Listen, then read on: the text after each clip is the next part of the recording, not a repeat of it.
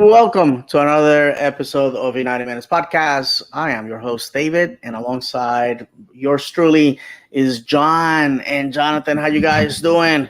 Doing good, man. How are you?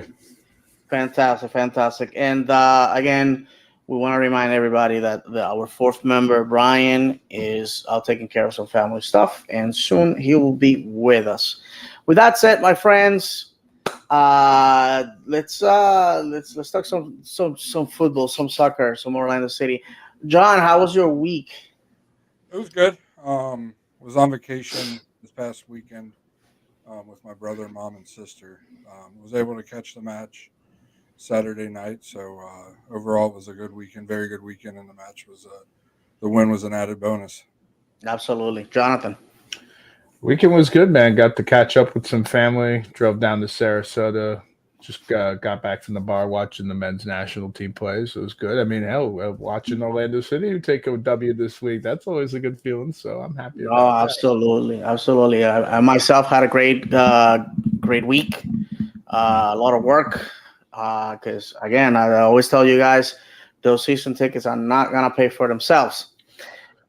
This week I'm actually in training again, so I'm relaxing at the house, and I don't take it for granted because sometimes I am on the road doing the show. So before anything else, I would like to make a statement. All of us are going to do that because we have to clarify some things that, in my opinion, need to be clarified.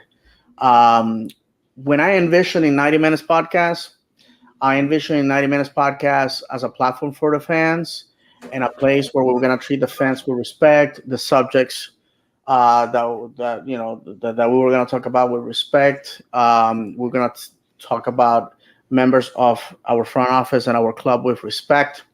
And this past week, some people disrespected us on a personal level. You are not entitled, you're not obligated to consume our content. There's plenty of podcasts out there that can give you what you want.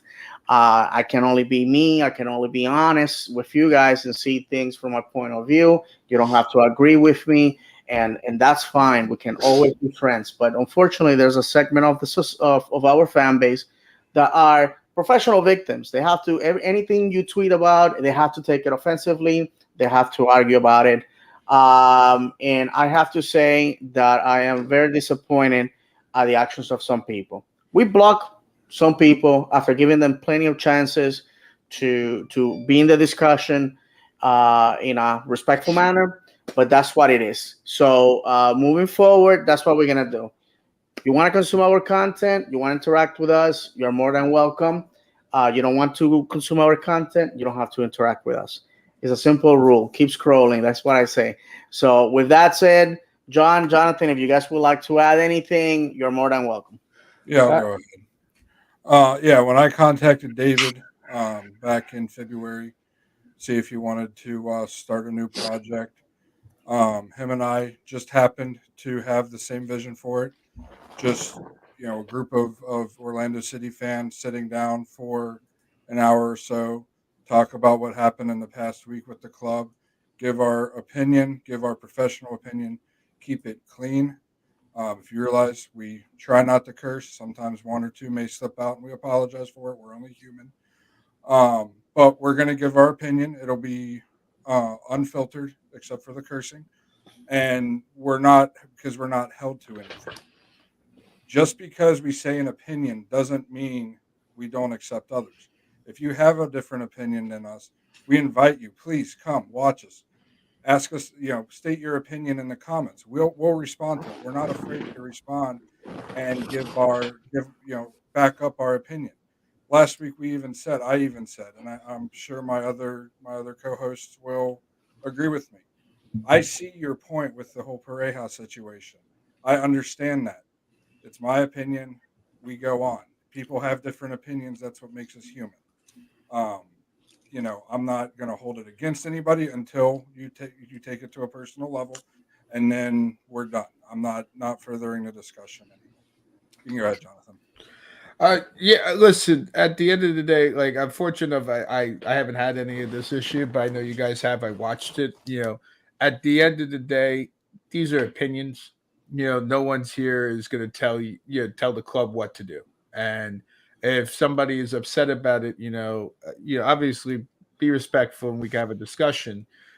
But getting personal and attacking people on a deeper level is just not acceptable. I mean, if you don't like the content, you're not forced to watch this. You can go find other content, and there are plenty out there. But there is a different side, of what we present, which is you got the mainstream, and we're the off stream, and you have to have all kinds of opinions. Whether you may agree with us or not, that's up to you. But at the end of the day, you gotta be respectful. You have to be on all fronts. So Absolutely. Well, thank you guys. We just wanted to put it on the table because a lot of people that don't watch our content went and said, "Oh, well, they said this, they said that, or they're this, they're that," and that's couldn't be further away from the truth. I had people DM me telling me, "Hey, David, I agree on this and that or the other, but I'm always afraid of liking a tweet or posting my opinion because I don't want to be attacked." And I feel that is very, very destructive that a small minority in this fan base, and you know who they are. You know who they are. If you're on Twitter, if you're on Facebook, you know who they are. It's the same people over and over who feel that they own the club because they told me that I was plastic. They told me to get out of their club. Now I know that the club has ownership beyond the people that actually sign the checks. And I want to remind those people that have that type of passion that I've been a fan, I've been a supporter of this club since 2011, and I don't remember you. I don't remember you. You came with Kaká, you came with the stadium, you're Johnny come lately, and I find it rich that people that don't know who we played on our first game, what was the score, who Sean Kelly is, what color were our uniforms the first year, come and try to school me on what to do. Again, that's what we're going to do. And I don't want to dedicate more time to that. I want to thank the 11 people that are watching us live. I know we're a little later than usual. So thank you very much for that. And let's go and look at some comments here.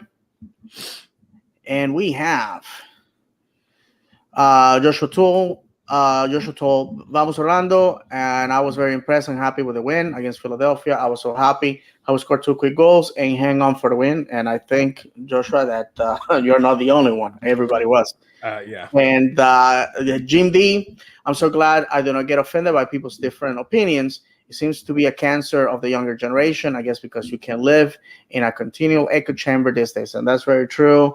And last, Edgar Rodriguez, el mejor, the best. Thank you, Edgar. I appreciate that, my friend, always. Ahmed Salim. Listen, these people are already. Let them come. Let them come. Yes. Imagine our season if we played that way all season. Oh, we're gonna talk about that, my friend. Yeah. And last, we before talking about the game, we want to thank our friends of the MLS Slander, Billy, Mike. I'm leaving somebody. Oh my God! Hold on, it's gonna come to me. Give me. Yes, I want to say Joshua. It's not Joshua. No, I know. I'm the last. They're gonna kill me. I can't believe I forgot their names already. Oh my God! But anyways, Vax Payne. Vax. Okay. Yes. I want my God. Yeah, we want to thank all the guys. We had a lot of fun. And it was obviously a show where the history and statistics were stacked against us, and unfortunately for them, history went against them, and actually we got the win. We always say football is cruel and unpredictable, and I would like to add to that all streaks in football, good or bad, have an end. So, friends, let's go ahead and go to talk about Philadelphia away. Let's do the impressions. Let's start with you, Jonathan. I think I picked up my jaw at the 10th minute. It was dragging on the floor. I never imagined what was going to happen. Impressions about the game. So, ironically, I had to step away to talk to Amazon real quick. Long story short, I sell on Amazon. I had a customer deal with Fig, so it took up 10 minutes of my time. I go, okay, nothing's going to happen in the first 10 minutes. Yeah, I didn't really figure it. I come back, it's 2-0. So I posted on Twitter, though, like, maybe it's me. I said, so people tweeting at me, like, turn off the TV. So I turned off the TV for a bit. I went to go, what's the FAU game for God's sake? Regardless, I went back and rewatched the game. Look, this team the formation changed. I mean, it clearly shows when you have more attacking players on the field that you will do better in the attack. Having the lone man go up on the field and trying to score the goal by himself, whether it's Carr or Torres or Ojeda, they can't do it by themselves. What we first saw in the first 10 minutes, in my opinion, is Philadelphia completely caught off guard and not expecting that kind of an attack from a team that can't score goals most of the time. Absolutely. And I think that's what had happened. And then after the 10 minutes, the coach had to regroup and basically had to get everyone back on the same page because they're all in shock, the shell shock.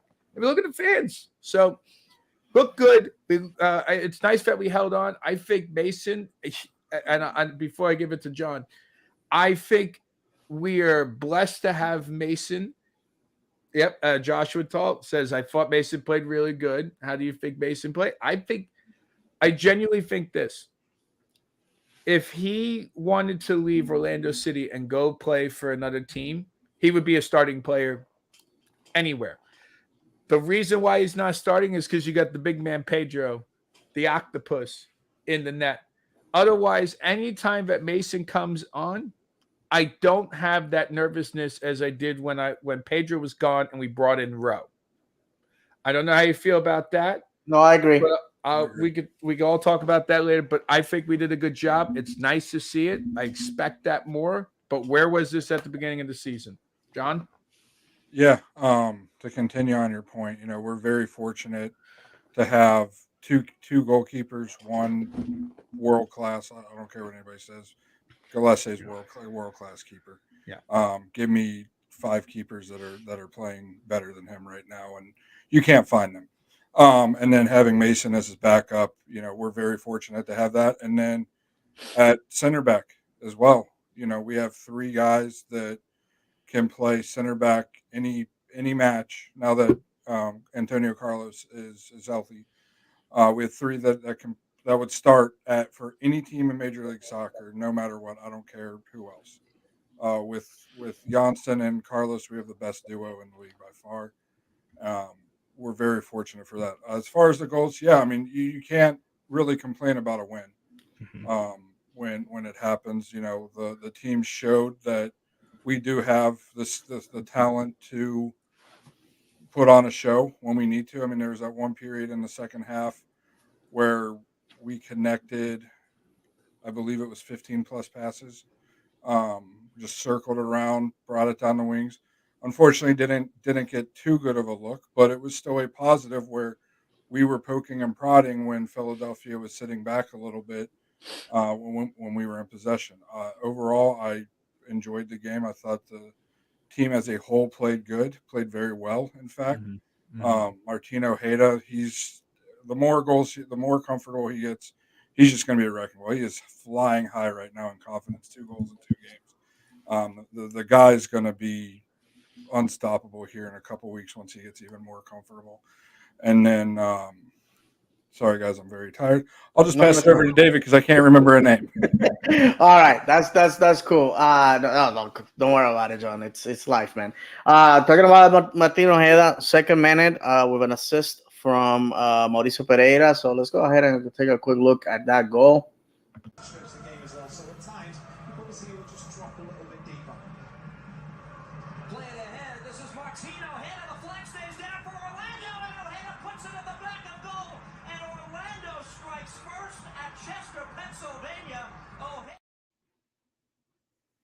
Incredible goal. I thought at first it was offside because it was just too good to be true. Yeah. Then we don't stay quiet on the 9th minute. Ivan El Rayo Angulo, a player that is on loan here to Orlando City, and definitely, if I am Orlando, I am pulling out the checkbook, and this time with an assist from Martin Ojeda, Mauricio Pereira. To be honest with you, the assist is more from Pereira. Yep. This is MLS playing hockey assist, but we gotta mention them. So let's go ahead and take a look at that second goal.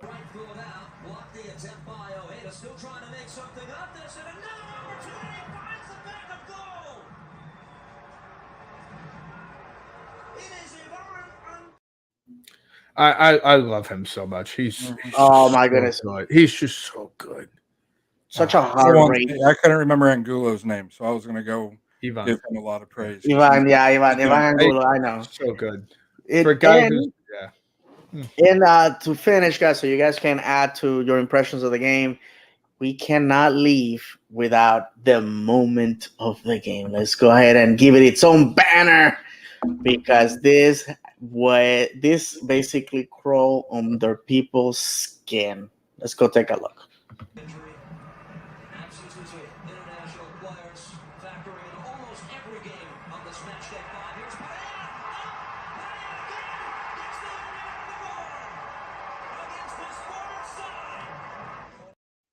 Yeah, I got opinions on that one. Well, there's an unwritten rule. There's an unwritten rule, and Andres Perea on the 17th minute takes one back. There's an unwritten rule of football. You don't celebrate your first goal against your old team. I felt that he left in good standing. He had a video that he personally created to say goodbye to the fans. Mm-hmm. But this is what I'm going to tell you. It did not bother me for two reasons. We were winning, number one. Number two, that goal should have never been. We just fell asleep on the second ball. And last, the fact of the matter is, I see why he's doing it. He's trying to make the fans and management fall in love with him so he can have more minutes. Let me remind everybody that he left because, honestly, he was never going to see the pitch again here in Orlando. So that's basically it. I don't make too much out of it. I wish him the best. I hope that he's back in the U.S. national team picture. The kid is a talented kid, and not for nothing, he gifted us a trophy. Guys, what you felt about this? Let's start with you, John, and then Jonathan. It irked me at first, and then kind of as I thought about it, got a little less annoyed by it. Because fact of the matter is, he didn't really. I mean, he played. He was, 14th player off the bench, usually 15th, maybe even 16th, if he even saw the field. He kind of came in in mop-up duty when we were trying to hold on to a win or a tie. Hardly ever came on attacking wise. If he did, it was 5, maybe 10 minutes. Except for maybe the rare occasion. To me, if he would have played a bigger role in the club, yes, he had the goal in the U.S. Open Cup last season. That was a beautiful goal, but if he would have played more of a bigger role for the club, I would have definitely taken exception to it. But since he was kind of a bench player the whole time and a back into the bench player, it didn't bother me probably as much as some people feel it should. So I took offense to it because maybe it's because I'm old school. I don't know. There's one thing you don't do is you don't celebrate a goal against your first team in the professional league because we're the ones who got you in. Hypothetically, if you look on paper, we're the ones who brought them in.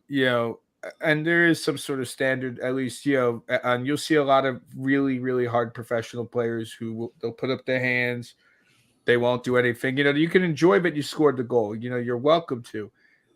But it's a little distasteful, in my opinion, especially the amount of history we've had with him. I understand. I agree with you, John. Yeah, he wasn't going to be a starting player.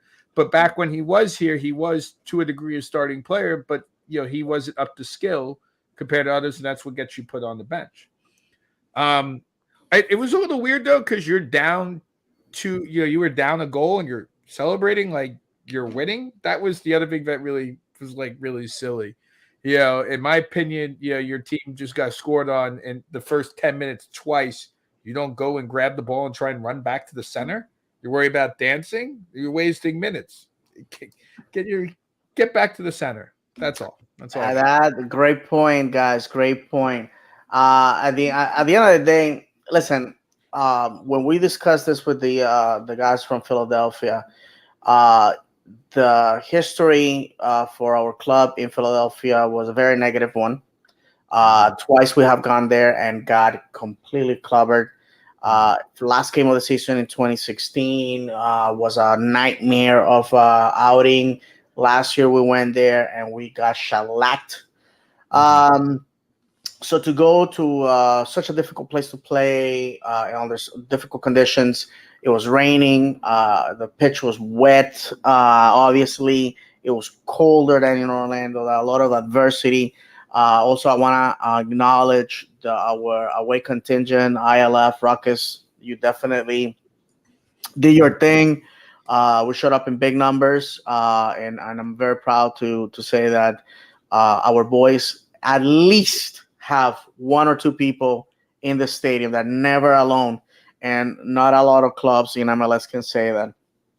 And we got a result. Football is cruel and unpredictable, and we said at the beginning of the season we're gonna win games that we are not supposed to win. We're gonna lose games that we're not supposed to lose, and we're gonna tie games that could have gone either way. And that's how it is.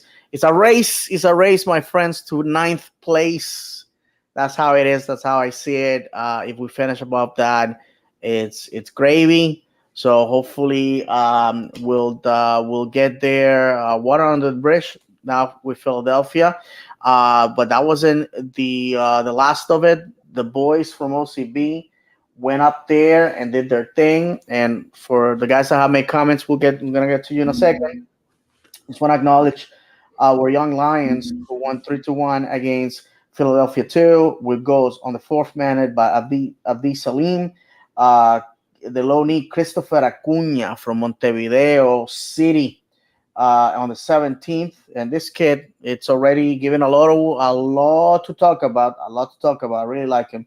Jacqueline on the 61st. 8 players had their debut. And I will have to say that I'm hugely disappointed at the way the league treated the game. We miss Adil Salim's goal, Jacqueline's goal.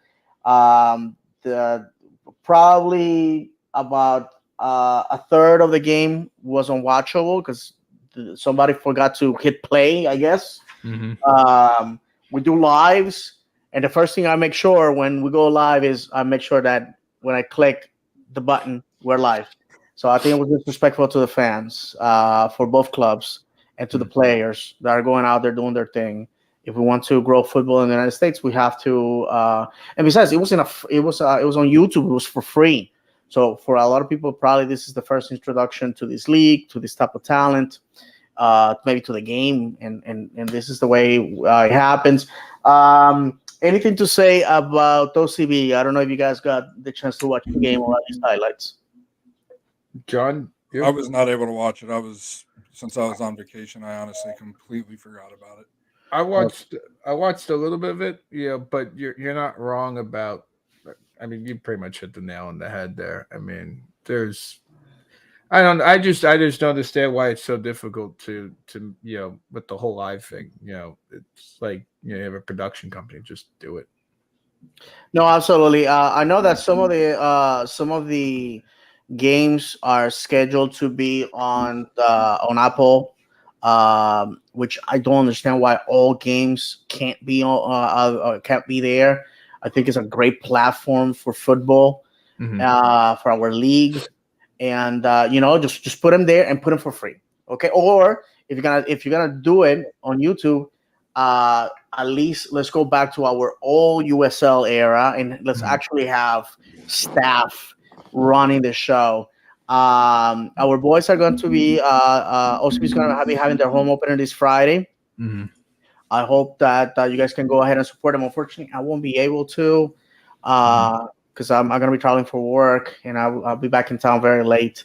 But word on the street is that for the 9th, April the 9th, support groups may be trying to get the masses ready to go and support the boys at Osceola County Stadium, and showing as a big contingent.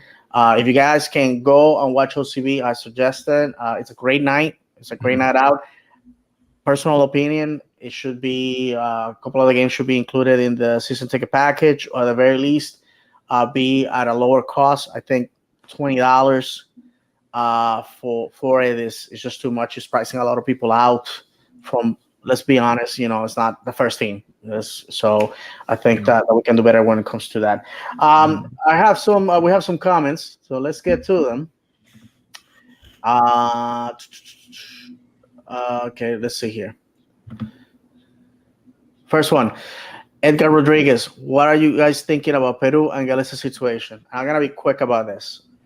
This is not the first time, and I already told the guys before we started recording. As a Latin American, I'm telling you this with my heart in my hand. It's not the first time that Spaniards exhibit this behavior towards Latin Americans. There's a lot of political situations that come into play. I'm not gonna go into that because this podcast is not. It's about football. It's not about the relationship that former colonial power has with their colonies. Half of me, and I have a DNA test to prove it, is Spaniard. So obviously, I'm not gonna talk trash about them. I definitely know how that 50% Spaniard, or 54%, if I want to be correct, got there. The situation is the police confuse Yotun and Galese with fans. Yes. If that borders in racism, xenophobia, you be the judge. How do you confuse players of the national team with fans is beyond me. How do you ignore the pleads from the federation staffers telling you they're players, let them go, and you continue to try to drag them to the ground and punch them? Embarrassing. Pedro Gales already made a statement that he's fine, he's okay, he wasn't injured. That if anything, his ego, obviously his national pride, was hurt because they felt that the police did not behave in a professional manner, and had they been Argentina, Portugal, England, that probably they would have never treated them that way. So you take that with a grain of salt. El Pulpo, we love him. Yotun, he's remembered with a lot of respect and pride in Orlando, and and then also same goes for Cartagena as well. We just it was just an unfortunate incident, guys. If you have anything to add to that. No, he hit. I mean, yeah, I'm not gonna get into. Yeah, I mean, you touched the subject, but I'm not gonna. It's outside my depth of it, but I mean, it is a little silly that these police officers don't know the difference between the fans and the actual players. I feel like that should have been handled a lot better and way more organized. You got organized. I mean, Spain's used to soccer. I mean, you should be aware of what's going on. So that there'll be probably conversations about that. I'm just thankful it didn't escalate to anything, anybody. Oh, thank God it didn't hurt Pedro. Oh, I know.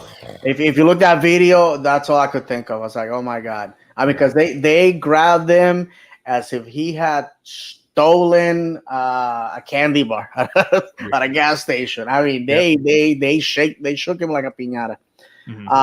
Next comment. I agree with you about Ojeda, and I like him a lot, and that's Joshua Toll. Jim D. Talked to Mauricio at the 10th. I thought that he looked more comfortable not having to defend as deep. And guys, if I can jump in on this real quick, go for it. In our team, we have two natural 10s. One of them is Facundo Torres.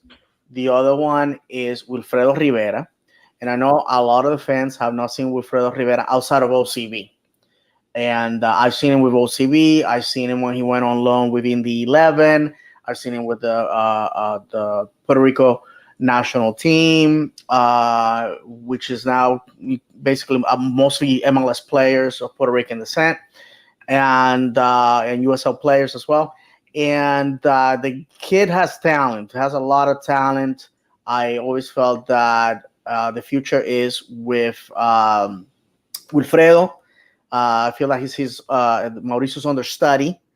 And I expect to see him taking that position maybe in Open Cup or Leagues Cup or one of the tournaments that we're going to be playing this year.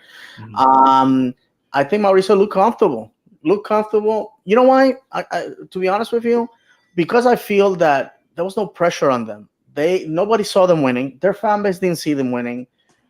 Philadelphia fans didn't see them winning. Philadelphia players didn't see them winning. They just went out there and did what they had to do. They executed the game plan. It was beautiful. I thought that that if they take that stamina, that pizzazz with them to next week, we can do something about it. We felt that what happened at Tigres was going to translate itself against Charlotte. Unfortunately, did not. So yeah, I think we are using him mostly as an 8 this year. Last year and the year before, he was mostly a 10, and at times the problem with Mauricio was that your 10 has to score, and unfortunately Mauricio is not going to give you a lot of goals, and that was the idea about bringing players like Ojeda, like Facundo, people that can in the midfield, score. I know that the situation with Junior Urso, he left so unexpectedly through a monkey wrench at our plans for this season. But in my opinion is if this worked, and you got to remember that sometimes some of the greatest inventions in humanity have happened on accident. If this worked, why not keep trying next week? Perhaps this funky experiment is gonna give us great dividends. What do you guys think? Yeah, I mean, I thought he looked really good. Really sharp as the number 10. I said a week or two ago, made a comment how I felt he was hurting us defensively. So obviously, him being in the 10, he doesn't have much defensive duty. And Felipe Martins was, I felt that was who was there, playing the 8 role. I felt he did very good as well in his first start with us. So yeah, I mean, I would say keep trying it, figure out. I don't want to see Ojeda benched. I don't want to see Torres benched. It's kind of right now. Who do you bench? So it's so Pereira can play that. 10. Good problem to have, I guess. Exactly, and that's a good problem to have, and keep it up. He played some beautiful through balls. Like I said, that the section of play that really stuck out to me was when we had the lead. It was early to mid second half. I brought it up earlier, and we kept possession of the ball. I haven't seen that happen in years. I feel like. So I'll keep going back to it. That was really good to see it, and he was, coordinating it. He was the one, dump it down, come back to him. He'd help circle it around or to the back line, stretch the opposition out, and then work it back down one wing or the other. And I feel like he helped the team stick to the game plan that they had set. I know Felipe said in his presser that they played how they practiced and what they wanted to do, and I feel like Mauricio helped them stick to that. Do you feel like Felipe is potentially the new Urso for us? No. I think if Cartagena was available, he would have been in that spot. I think he could be, but the problem is Felipe needs to score because Urso was able to put stuff in the back of the net. That to me is, I feel the comfortability of having Felipe on the field. Look, it's not just us who are going to say, and this goes around the league, any of the major commentators. When Pereira is on, and when he's got all the engines clicking, but this man is hyper focused, this team goes way further the distance than when he's off. The moment he's off, the team falls apart. And we've seen it. This week is a prime example of what happens when he is on top of things. And it's good that he's not playing defensive duty. I've never really felt Pereira should be a defensive, in the defensive stance. He's had to do it because there's too much chaos that's going on in the back. And I don't mean the defense back, the back four. I'm talking the midfield defense. The defensive midfielders who are trying to get the ball back. So it's nice to see us play more cohesive. It felt like everyone kind of understood where everyone was. Even when we were crossing the ball, nothing ever felt like there was no one in the box. Everyone was just aware of the situation, what was going on. Maybe it helped because we scored the 2 goals in the first 10 minutes and everything felt calm. I will say this. I think in those situations, we should not take our foot off the gas, which I don't really feel like we did. But we got to start scoring a little bit more goals, especially against Philadelphia. We versed Philadelphia's, C team? Mm-hmm. How many people are they missing? We're missing quite a few. Right. So the real question is that did we beat up, and this is no disrespect to the win, but, I want to see where our real benchmark is. Can we take what we did this week and take it to Nashville when Nashville comes to us? Because that's going to be the real test. Because I believe the international break will be over by then, right? Yes. So I'm going to see Nashville at its full capacity. I'm going to see Orlando City at its full capacity. We are watching a team, whether it's happening or not, because we beat the Philadelphia C team, but the team is starting to gel. But the question is, are they gelling because the team that they were playing was weaker on a substantial level that doesn't usually play together? Or are we seeing the team actually perform, and this could be something potentially coming down the road in greater numbers? But a 2-1 game against the Philadelphia C team with that amount of attack is still not good enough, in my opinion. Mm-hmm. It's a good start. It's a good start. I'm not going to diss it. But I expect more from the amount of money and the amount of investment that we put in. Fair assessment. Let's go to this comment here. Oh, look at that. William Aguilar. I really miss Urso. He had the drive to score goals as a midfielder, and he will assist Facundo a lot. I think that's the issue. We just need a motivated midfield. I agree with that. I'm gonna add to that in a second. And then Joshua Toll. I wonder if Gara will play versus Nashville. I can answer that real quick. If he's healthy, why not? But on that super golazo against Tigres, he actually got hurt. He overextended the muscles on his thigh and on his right leg. So I will probably bring him in as a sub. I think he's still hot. He feels like he has a lot to prove, and I wouldn't start him and then lose him for the rest of the season, or perhaps for more weeks, just for show.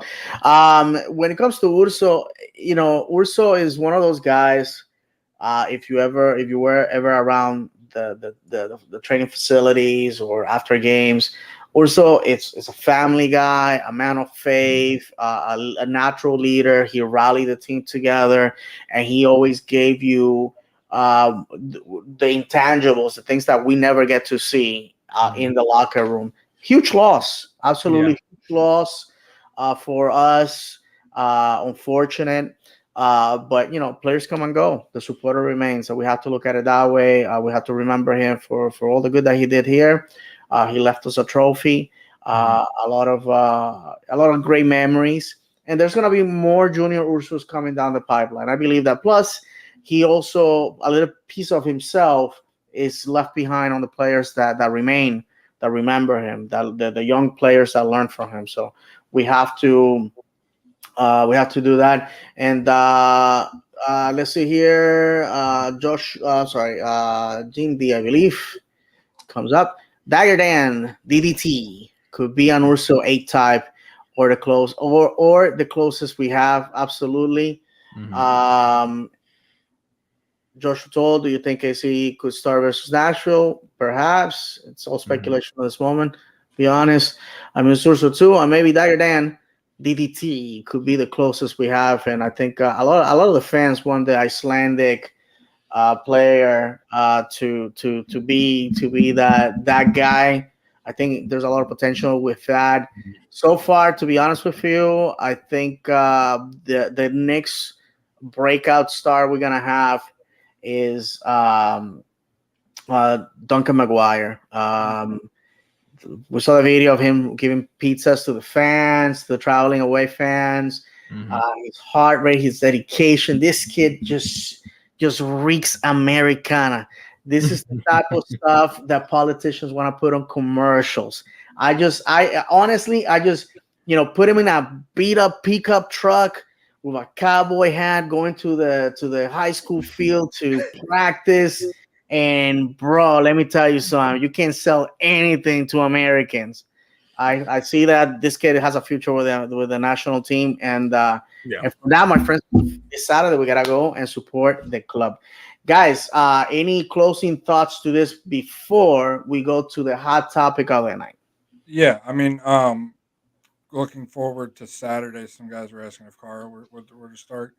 When you brought up his injury, I really think it'll be McGuire taking that starting role at striker because of Walker Zimmerman, that we need somebody big in there to kind of bully him around. And I really feel like it could be McGuire's breakout game. I really feel like he impressed when he came on. He almost had the closeout assist on Saturday night. And unfortunately, I think it was Ojeda put it right at the keeper. But beautiful hold up play by him late Saturday night, late in the match Saturday night, and he's gonna be a star. I didn't see him coming out of the draft. I thought it was just gonna be another, top 5, top 10 draft pick, and he was gonna kind of a Mueller 2.0 type of player. But he's been very impressive. It'd be funny if McGuire does really well and he has a breakout game from that. That means we've had 2 college draft picks have their breakout game against Nashville. Because DK, for me, I think what was the mummy incident. Yeah, the mummy, absolutely. So that would be something really special. I don't really have much else to say. I mean, John, you're hitting it right on the nail today. I mean, honestly, there's these little things that I can't wait to see. I hope we do see McGuire come in. And listen, I'm a Carr fanboy. I don't think it's going to happen this week with Carr coming on. I will say this, though. I would love nothing more to see Carr and Duncan McGuire on the same pitch at the same time in a 4-4-2. Oh, dangerous. I mean, honestly, that should be what it is, because you got 2 big guys up at the front who could bully the defense very well. They got good heading, abilities. Duncan's did well with his headers in college. I mean, there's these little things that I would change if I was the coach. I'm not the coach. I just sit here. I'm a fan and be a part of a really cool podcast. But I'm excited for this week coming up. So, quick story about the 4-4-2. So, I don't know if everybody's seen Ted Lasso. The new season came out last week. I haven't seen it. I got to watch it. Okay. Well, they bring up the 4-4-2, and that got me thinking about our squad, the Orlando City squad. And that's something I used FIFA to explain to my girlfriend, because she doesn't have a soccer background, to explain what we could do and how dangerous the team could be on the attack in the 4-4-2. So I just thought it was funny you just brought that up. And I'm excited for a 4-4-2 again. And listen, I like 4-4-3 with an attack. I like the Dutch system, but I think with what we got, 4-4-2 would be good. Yeah, fantastic. I would like to add that the United States tonight in Orlando walk out with the win, 1-0 against El Salvador in CONCACAF Nations League. Goal by no other than Pepe, the man that got snubbed in Qatar, comes out roaring like a lion. And obviously we saw the return of Daryl Dike to Exploria, and I don't know who was more excited, me or Daryl Dike. Unfortunately, because it was expensive. I didn't go to the game, and we had to do the show. That too. I have a lot of projects during the week that prevented me from having the show. It's getting way too expensive to go to these games. Yeah, last time we went. Sport. Last time we went to my family, my wife, my kids. It's like a $450 night. Yeah, friends, and I'm planning on a vacation in the summer. I'm planning to go to England to see Stevenage. I need to rein my expenses. He needs to make his Um, pilgrimage. yeah, for sure, man. I have a lot of stuff going on, and Yeah. I mean, if you have the disposable income to go support the boys on a Monday night Yeah. in Orlando, hey, by all means, in a game that, quite honestly, 1-0 for a ticket on the lower bowl, starting in the $75 range. I don't know. I mean, I'm a patriot and a supporter as anybody else, but I don't know. Sometimes you gotta measure Trigger things. all the Let's Orlando let's fans touch to this spend that. last comment before we go into our topic of the night. I like my wire. This is Joshua Toll. Yep. And that would be awesome if Saturday night will be his breakout game. And obviously, yes, we want that to happen.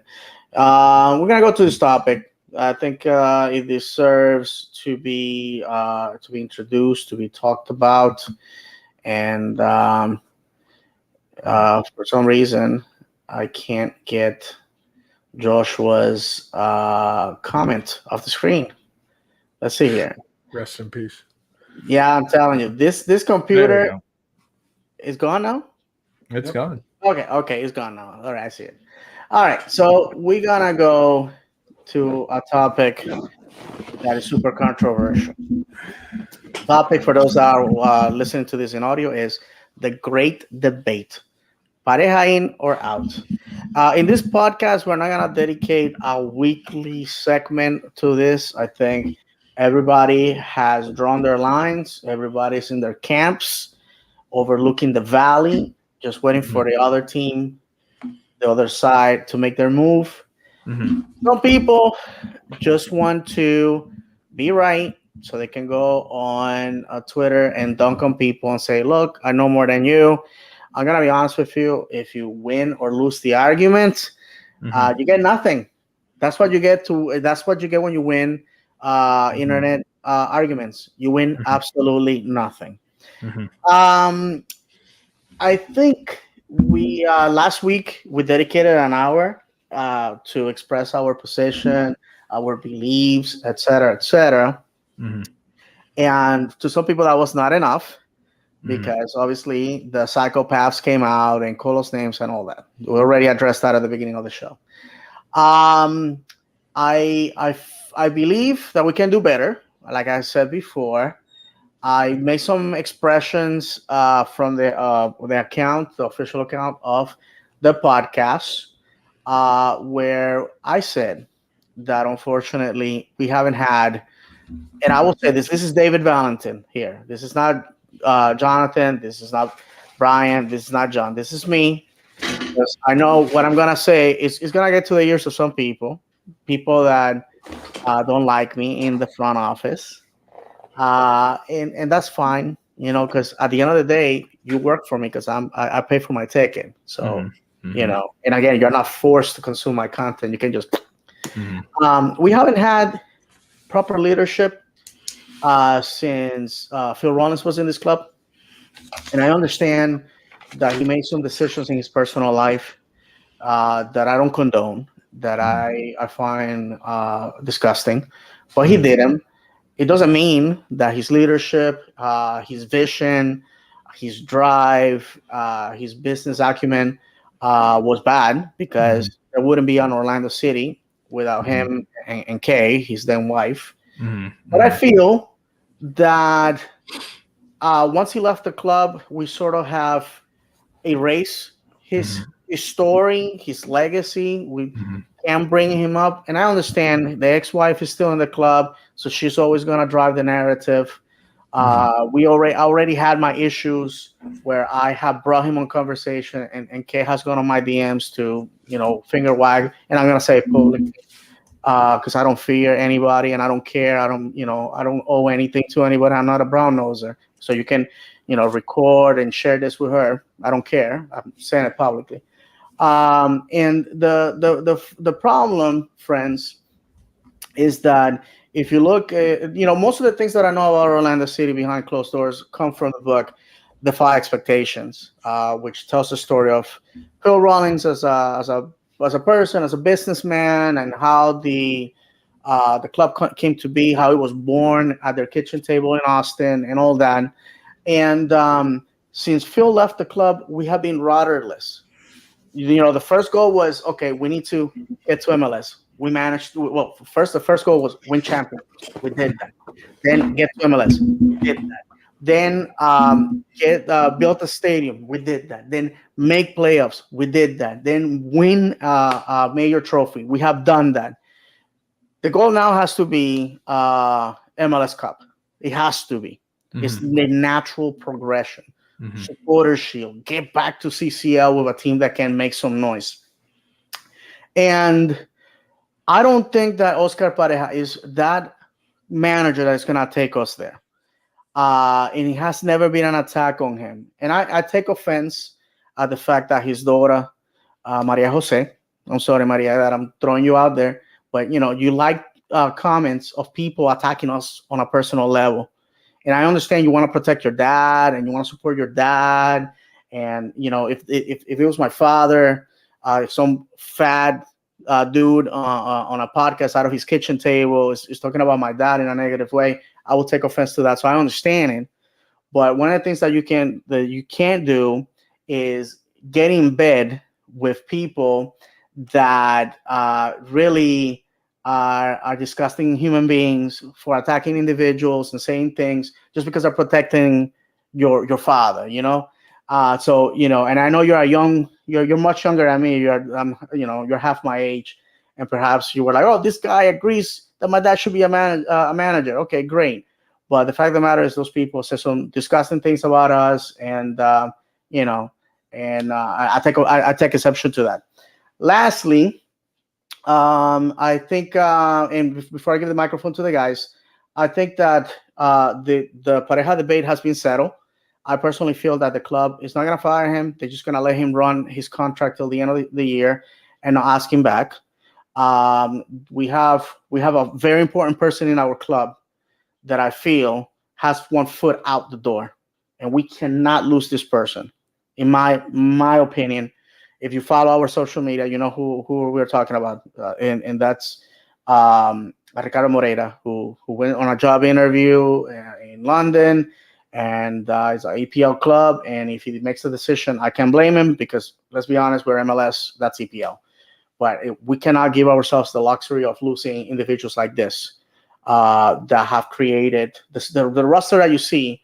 It has been Ricardo's vision, Ricardo's expertise that has molded that, and we have to make sure that he knows he's appreciated here. And that's all I'm gonna say about that. I'm not gonna make this we win, Papi in, we lose, Papi out.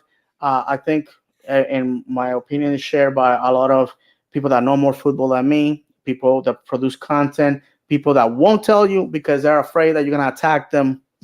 And that's that. And I think that when the decision comes and we move forward, it has to be a blockbuster signing. It has to be a much better manager that's going to take us to the next level. And Pareja's going to leave with my appreciation, my respect. I believe we need to build the man a statue in Orlando. But that's where I stand. That your friend, David Valentin, fellow supporter, stands with the fact that I feel that it's time to move on. Doesn't make me a bad person. Doesn't make the people that disagree with me bad people. It's just two opinions of where our club should go. And I hope that our front office understands that the time to go for broke is now. We can't go through another season of just barely making the playoffs and getting knocked out. Jonathan, let's go with you, and then after that, John.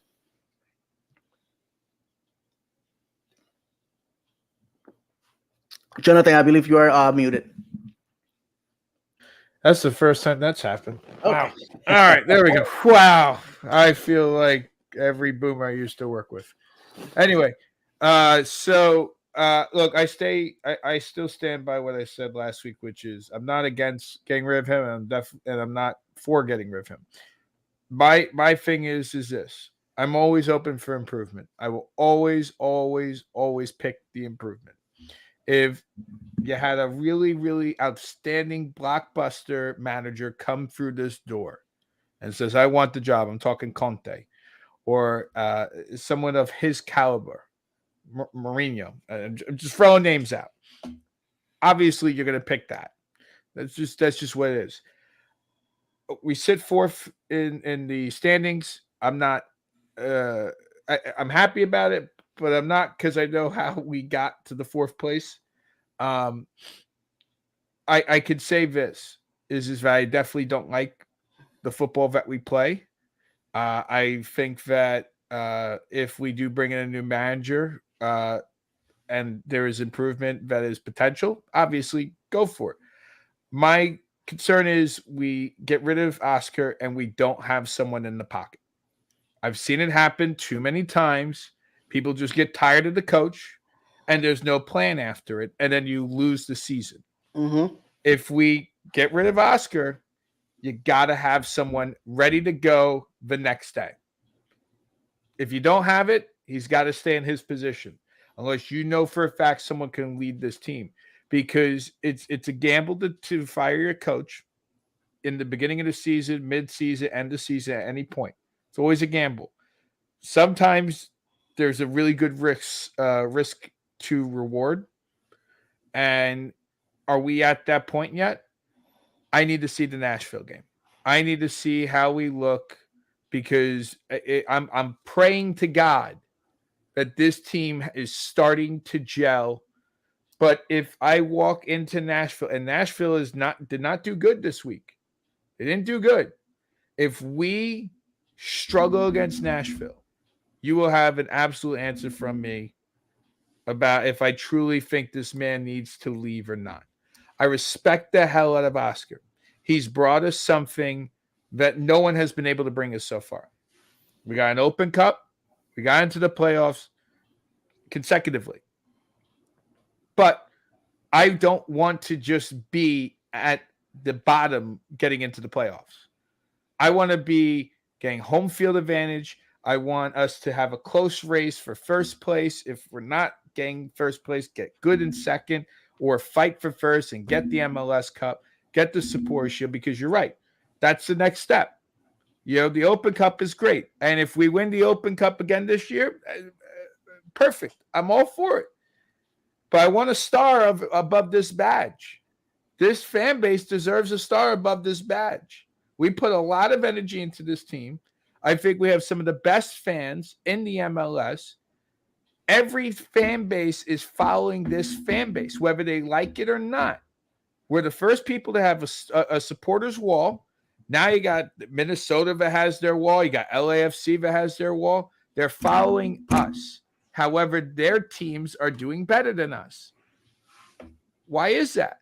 So, again, I don't have an answer if I want to get rid of Oscar or not. I'm going to watch the Nashville game.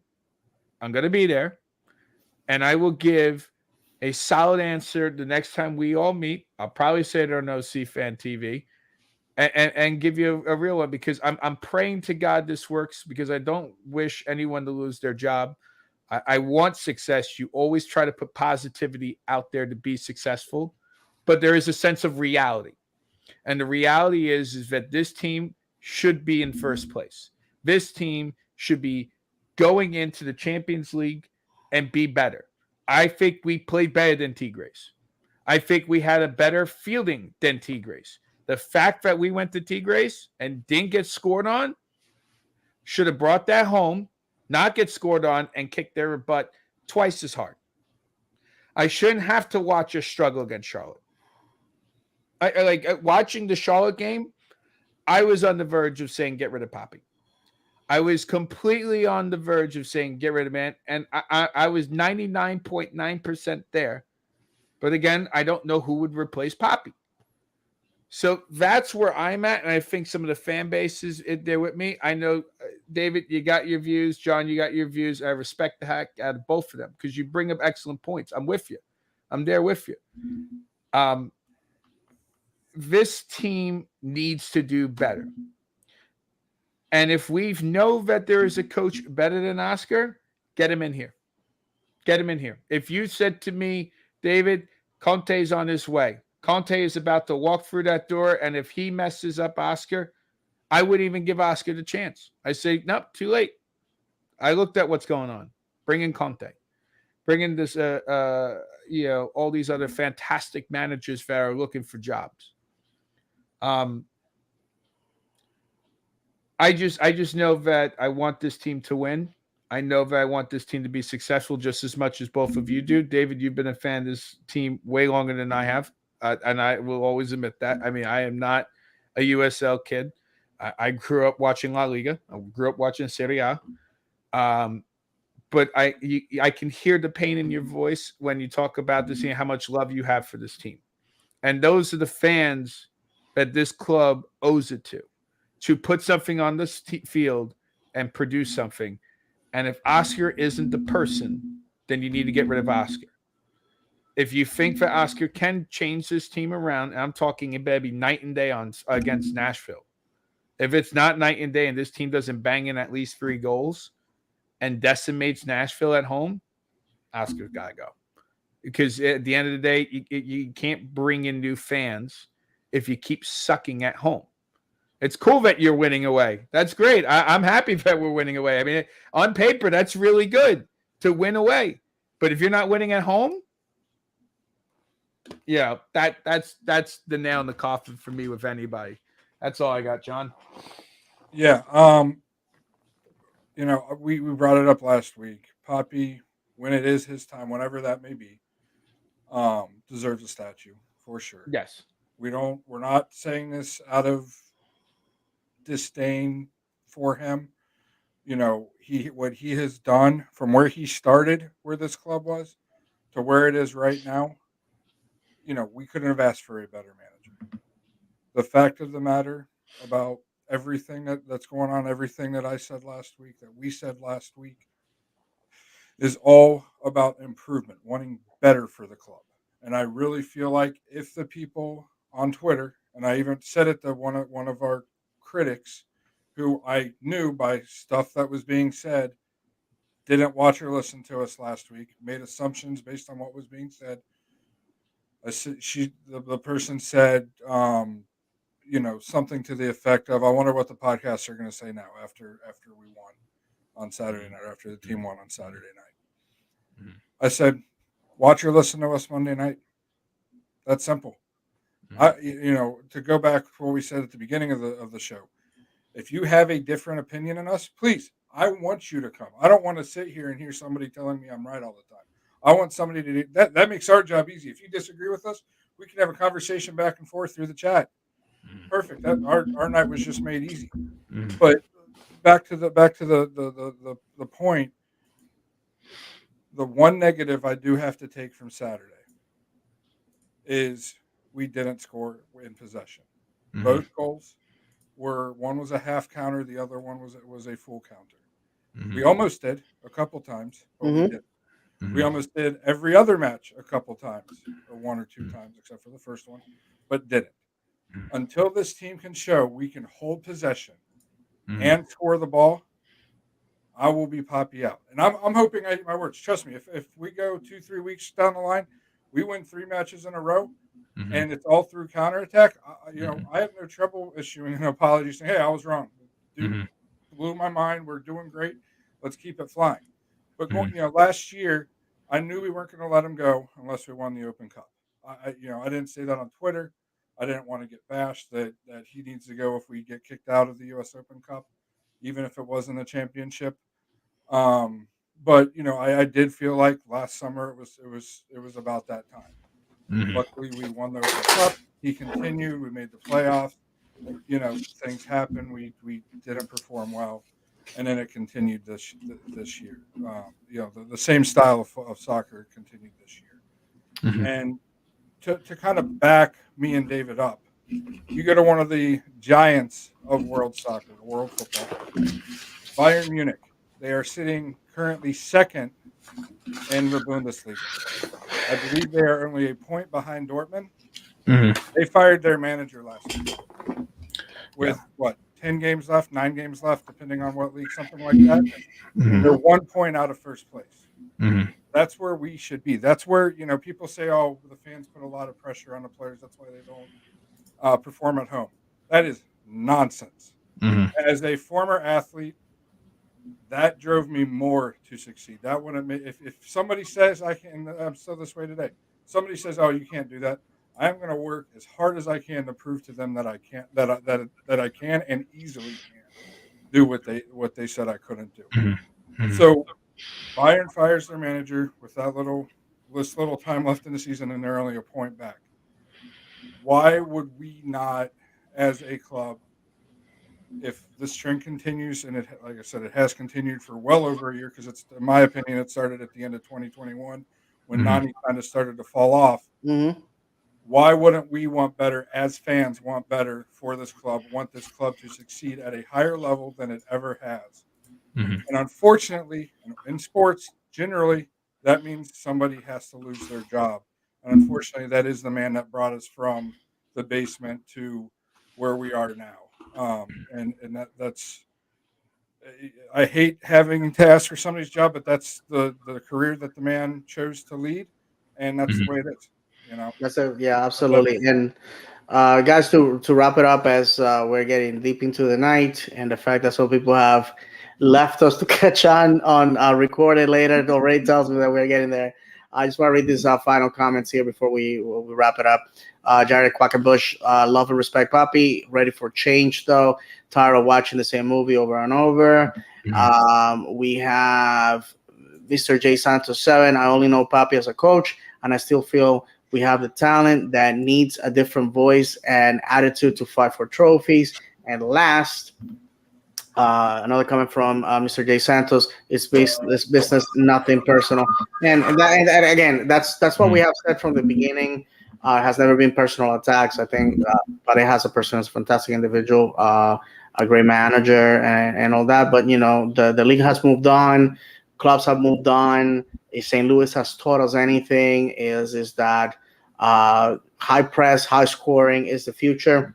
Mhm. So we're gonna go here. We're gonna be welcoming Nashville back in the house. Nashville was in the West Coast last year. I would like to remind everybody that had Nashville been in the East, we would have not made playoffs last year. We would have been out of them on goal differential. And guess who would have taken us out on goal differential? Miami. So thank you, Nashville, for going to the West, because I don't think we would have ever outlived that humiliation. These clubs in the league, their all-time series is 1 win for Orlando, 4 draws, 2 wins for Nashville. Last time they saw each other on the regular season was playoffs 2021, and they defeated us at their house on the first leg of the playoffs.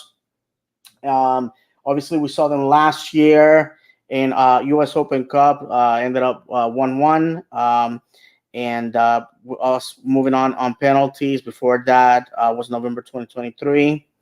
No, I'm sorry, it's not November 2023. That would be in 2022, and that was 3-1 victory for Nashville in the MLS playoffs. And before that, in regular season, a tie in Orlando 1-1. They have a lot of offensive weapons that have punished us in the past. I believe they lost their last game. Um, and let me go ahead and confirm that. I believe they did. No, yeah, they they lost to Cincinnati at home. So these guys are thirsty for victory. Right now in the standings, they sit below us in sixth place with 5 points. They're our bogey team. One of them, I think, them and Atlanta are those teams that we're good on paper, we're better on paper, and somehow they always squeeze 3 points out of us.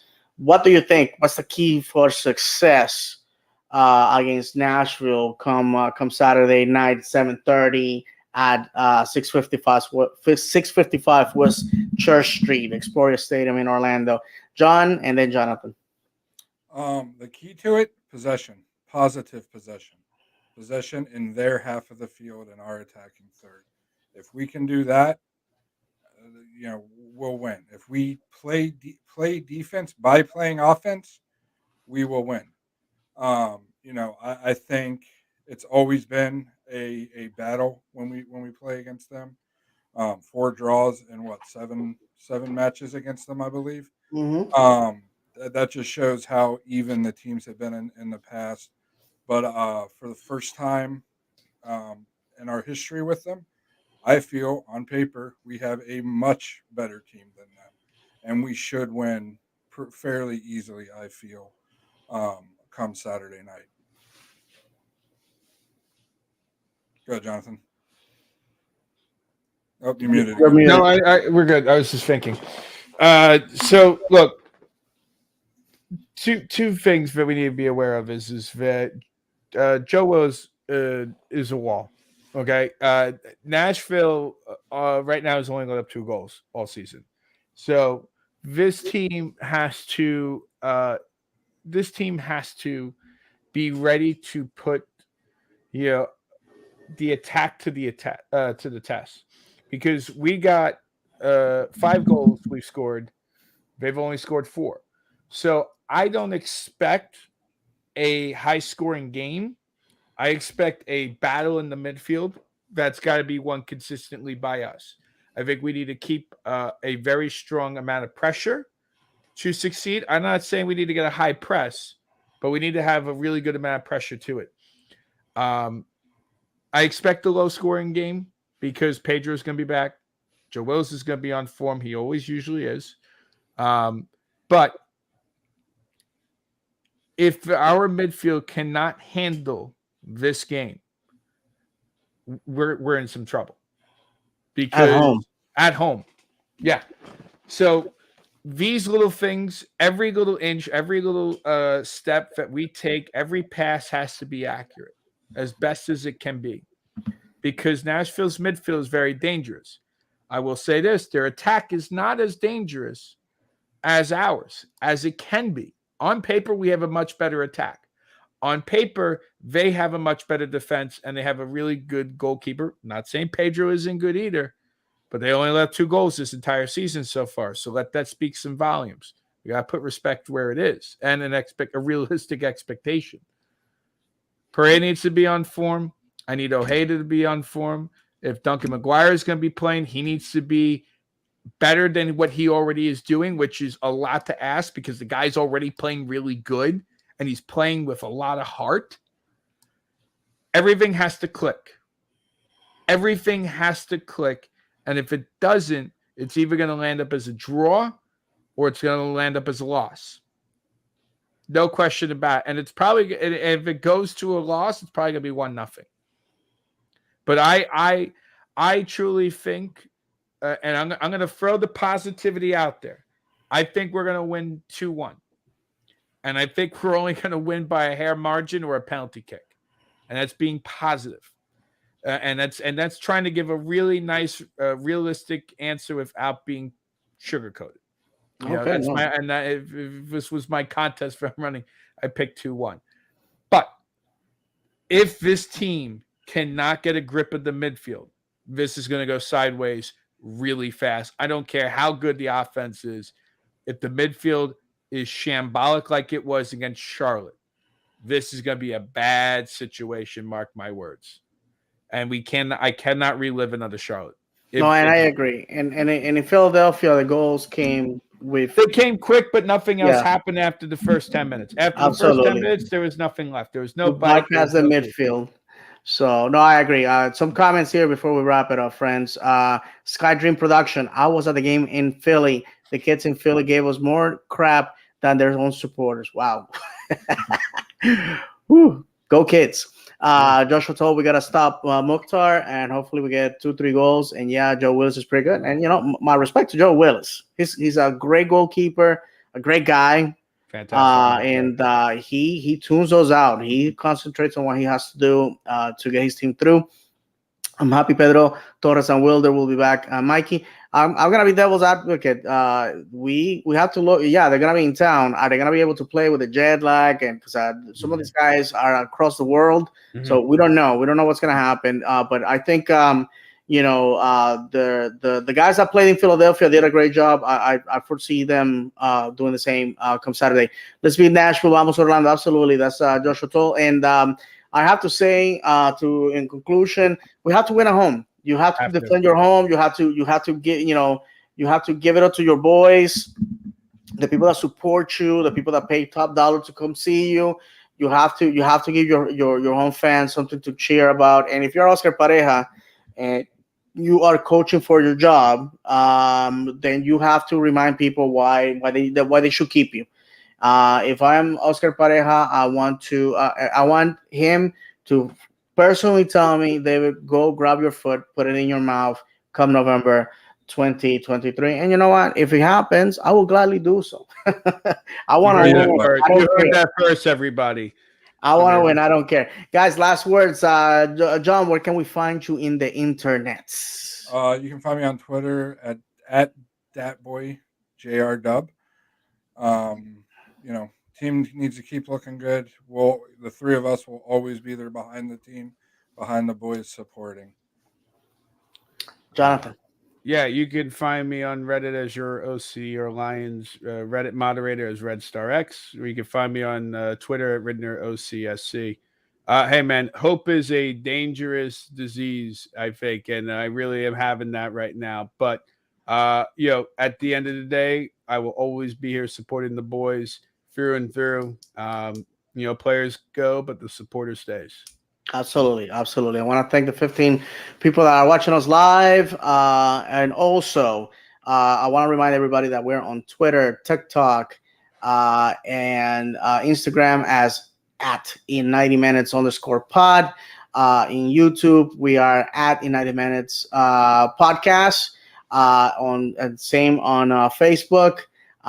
We are live on YouTube, Twitter, and Facebook Monday nights, usually 9 p.m. That's the time that we have been doing this. Last week we went a little earlier because we obviously we already predicted a longer show. Tonight, because of the game against the United States, we came in a little late to give the chance to some of the fans to get out of the stadium and some people to be able to watch it. So we want to thank everybody for supporting us. Again, I can be found at Florida_man76 on Twitter. Please interact with us, ask us questions. Again, we're not a podcast for people that agree with us. We want to interact with people. We want discussions. We want debate. I think that's where we grow as a fan base. But let's do that in a environment of mutual respect, mutual admiration. This is our club, and we want to win. We want us to do better, because at the end of the day, the next time we lift a trophy, we're not gonna be asking the stranger that we're hugging next to us if they were Papi in or Papi out. So that's the last thing that's gonna be in our minds. Thank you very much, Jonathan and John, for joining me again. And we are going to say goodbye to you as we always do, reminding you that football is not played on paper, but on grass. And whatever happens this Saturday in Orlando against Nashville, we'll find out in 90 minutes. From John, Jonathan, and myself, may God bless you. And as always, vamos Orlando.